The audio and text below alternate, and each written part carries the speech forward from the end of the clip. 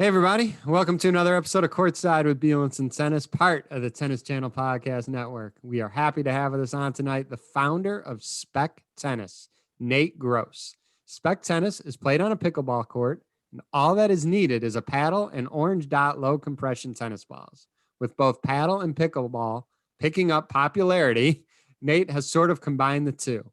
We are happy to have him on with us tonight. So please welcome to the pod, Nate Gross. Paddle, pickleball. I can't say those things back to back too good. So sorry about the fudging the intro a little bit. But that being said, Nate, thanks so much for coming on and talking about all things Spec Tennis. Hey, David, thanks a lot for having me. I really appreciate it. So, I mean, give us what this is all about. I see it on social media. I see some of your stuff that you're posting. Tell us what this is all about. So I'm a tennis teaching pro, and about 5 years ago, I saw a pickleball court for the first time. And I'd been in Connecticut a little bit, so played some paddle tennis, also called platform tennis. I also played some paddle tennis that they have in Venice Beach near the boardwalk. And I kind of wondered if I could play something like that on the pickleball courts because I like the size of the court. So I went out there and tried it, and the ball was a little bit too fast for the court size. I was using a platform tennis paddle at the time. But being a tennis pro, I know that there's other balls out there. So I tried it with an orange ball, and it was actually quite fun. And so I thought, well, this is fun for my dad and I, maybe it's fun for other people as well. And so that summer I put together a tournament, rounded up a bunch of tennis players in my area, just coming in cold. They'd never tried it before, and they had a blast. And so that was kind of how I thought, well, this could be actually a sport. And from there, I initially created it as a fun experience, but then I started experimenting in my tennis lessons, teaching tennis skills to players using the paddle first and the lower bouncing ball. And I've just been kind of running with it ever since. It's been a great way to get people into tennis, in my opinion. And also I find that people can learn the tennis skill faster and be able to actually play tennis a lot quicker than they would if they just went the traditional tennis only method. So cool. I guess because this is all kind of new to a lot of us, tell us a little bit about your tennis background, because I know you were tennis first and then this is starting to evolve. So talk a little bit about that, and then how, like you said, you just kind of, with everything being more popular with paddle and pickleball, it just kind of fell into place. Yeah, so I played junior tennis in Northern California. Then I played Division I college tennis. But one of the things that I've been thinking about lately a lot is it's a grind out there when you're playing junior tennis and high school tennis and that sort of thing. So I would have liked to have something like this as a kid to be able to just every once in a while just go out there and play with my buddies, because as I'm sure you probably know, tennis is a real grind. You're out there by yourself. A lot of kids burn out, and I think this would have just been a nice fun supplement as a side note. Yeah, for sure. And you know, some people ask the question, well, or is paddle or pickleball or what you say spec tennis, is it kind of taking away from the sport of tennis? That's always kind of a delicate question. I think in your case, you're kind of you're complementing the other racket sports, which I think maybe in this industry we all should kind of embrace a little bit more instead of viewing it as maybe taking away tennis players. Yeah, I don't think it's taking away tennis players. I mean, I think that tennis is not able to capture 100% of the available people out there. And so if you don't have an alternative racket sport, they're just going to do some other kind of activity, whether it be mountain biking or something like that. So they're going to be doing something. And so why not have them do an alternative racket sport? And then I think a certain percentage of those people are actually going to transition into tennis. And so I've been getting a lot of players on the court who it's much easier of a sell to get them to try a spec tennis class with me than it is a tennis class, because they have friends who play tennis and know how hard it is, how much money you have to spend, that kind of thing. And so it's much easier for me to get somebody out on the spec tennis court.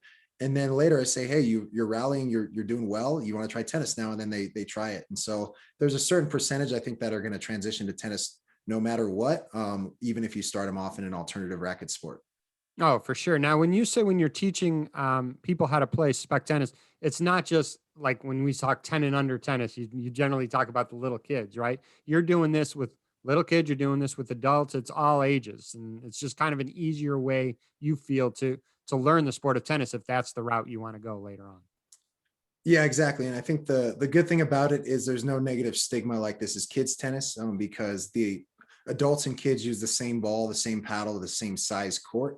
And so kids typically like to play with their parents are playing. So if they're going out there and playing the same thing as them, and then you're training that in their tennis lesson, they don't have a problem with that. They like it a lot. For example, I had two ladies, I taught them for about a year tennis lessons. They signed up for tennis lessons. From day one, I brought the paddles on the court, was testing their skill level, just brand new players, seeing if they could complete certain checkpoints. And so it got to the point where we started with the paddle every lesson. I gave them paddles to take home so that they could practice, because that's one of the toughest things I find in tennis is you can give a great tennis lesson, but then the students don't often practice what they learned in the lesson. And it's not really their fault. It's just that if they go out with a player of similar level, they're going to have really short rallies. Like say they're practicing an overhead. It's just overhead and then the point's over, or the other person can't lob properly to give them an overhead. And so I found that by asking them to practice with Spec Tennis, they actually like to do it. And they progress a lot faster. So we would always start the lesson with the Spec Tennis paddles, with the Spec Tennis ball. And then as I introduced the skill and put them in various scenarios with that skill, then I said, okay, grab your tennis racket now. And sometimes we'd still be with the orange ball, and then we'd move back to the yellow ball, and we move back from the net. And so the whole thing was kind of a progression-based approach, which I think in most other areas of life use a progression-based approach. So for example, math, you don't learn how to multiply before you learn how to add and subtract. And so it made a lot of sense to me. It made a lot of sense to them. And I've just been doing it that way ever since. Yeah, and I mean, when you think about the 10 and under stuff too, you got the red ball, then the orange ball, the green dot, and regular. Exactly. It does make a lot of sense. It's interesting. So, um, you're kind of, I believe, like the pioneer of this. Are there other people like you doing Spec Tennis, and are there current tournaments, or is it sanctioned? Are there rankings? Where do you kind of see this going from here? I hope that it can actually become the kind of the go-to pathway for tennis development. Like we were talking about earlier with the red, orange, green. I think the concept is really good, but I don't think a lot of people buy into it.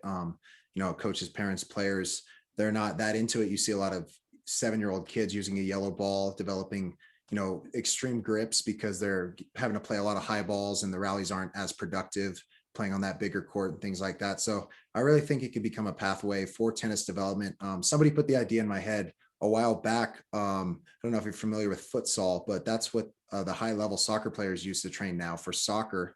And it's essentially soccer on a smaller field with a little different ball, fewer players. And so it really forces players to develop control, tactical awareness. They have to make these quick passes in a small area. And then when they get back to the bigger soccer field, everything feels so much easier. And so it's kind of the same concept. Training on a Spec Tennis court, even as a high level tennis player, it's hard to put the ball away. If you hit a good volley that would normally be a winner in tennis, the guy's usually getting that back. And so you really have to develop the point.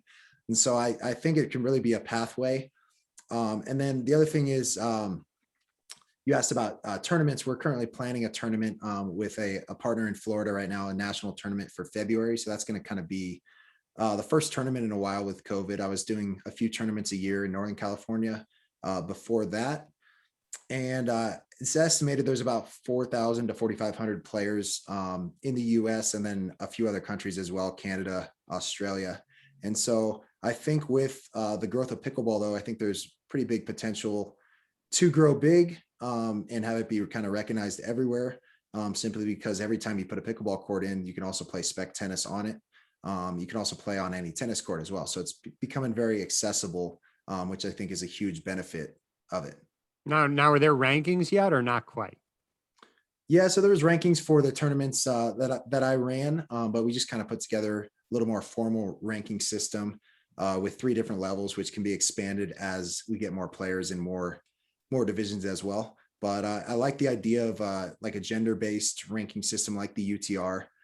So instead of the USTA system where you have men and women, 3.0, 3.5, that sort of thing, having a numbered rating system where you can have a man and a woman playing together if they're at the same level. You can also have a kid playing against an adult if they're at the same level, because I think that's really makes it inclusive for everybody. And it's yeah. Yeah, no, interesting. So if people want to learn more about this, I know you got the Spec Tennis website, and they reach out to you on social media somewhere. Yeah, spectennis.com is the best place to start. You can reach out to me via email, nate@spectennis.com. And then also if you search Spec Tennis on Facebook, also search Spec Tennis on Instagram. We're on all those platforms. All right. Well, hey man, thanks for taking time out of your evening talking about this. It's interesting, all these different types of racket sports. And again, a lot of it's like you said, it's complementary to tennis. It's not taking people away. It's like you said, it's the invert. It's actually the reverse. You could actually be adding more people to tennis who maybe wouldn't even try it in the first place. So, Yeah, I think Nate, so. Especially, oh, go ahead. sorry, I was gonna just comment on that. One more thing, because everybody's talking about a big tennis boom during the pandemic, and I think it's slightly artificial, just because tennis was one of the outdoor activities that you could actually do. I mean, you can't necessarily go into a gym and play basketball or volleyball, the other team sports like that. So a lot of people are playing tennis, but I think that us as a tennis industry needs to try to keep these people in tennis, and so I think Spec Tennis can be a way to do that, and also get new players onto the court as well. Awesome, man. Name that website one more time. Spectennis.com. That's SPEC tennis.com.